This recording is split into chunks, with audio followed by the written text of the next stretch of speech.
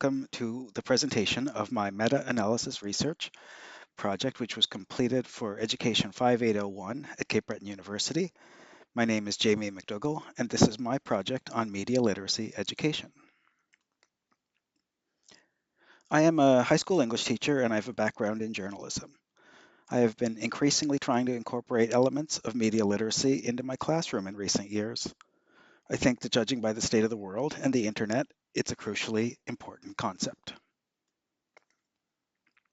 I have a clear memory of reading an article about this study done at Stanford University and its concerning results about kids' ability to read and think critically about what they viewed online. It was the moment when I decided that I would explicitly start addressing these ideas in my own classroom. My research question for this project was, what should the public education system provide to ensure students receive the necessary training, skills, and support to become media literate critical thinkers? My first sub-question was, what is media literacy and why is it important? Definitions are more fluid than one might think. There are dozens of definitions for media literacy, and it is used in lieu of and in conjunction with many other terms such as digital literacy, information literacy, news literacy, digital media literacy, etc. At its heart, however, it means the ability to analyze and produce mediated messages.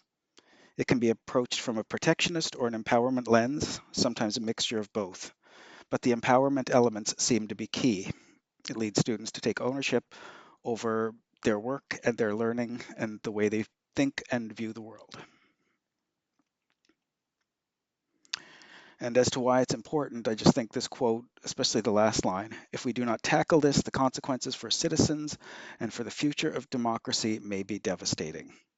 So to me, it's an existential skill, and it's something that we really need to focus on. My next sub-question was, how do teachers learn to teach media literacy to their students?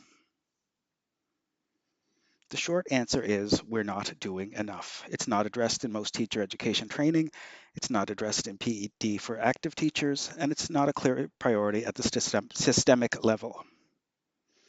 There's evidence that training and MLE classes can help, but it's not emphasized, and therefore not enough teachers are equipped with the skills to do this kind of teaching. My final sub-question was, what skills and techniques do students need to learn in the area of media literacy?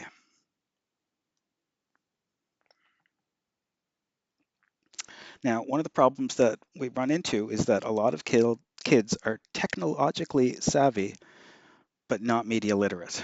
And just being online is not enough to address the critical thinking gap.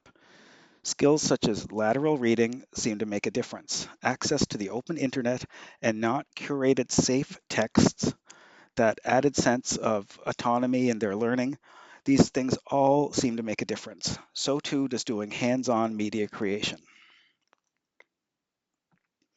In summary, the amount of disinformation is getting worse, and the majority of students and teachers need help to develop the skills to deal with it.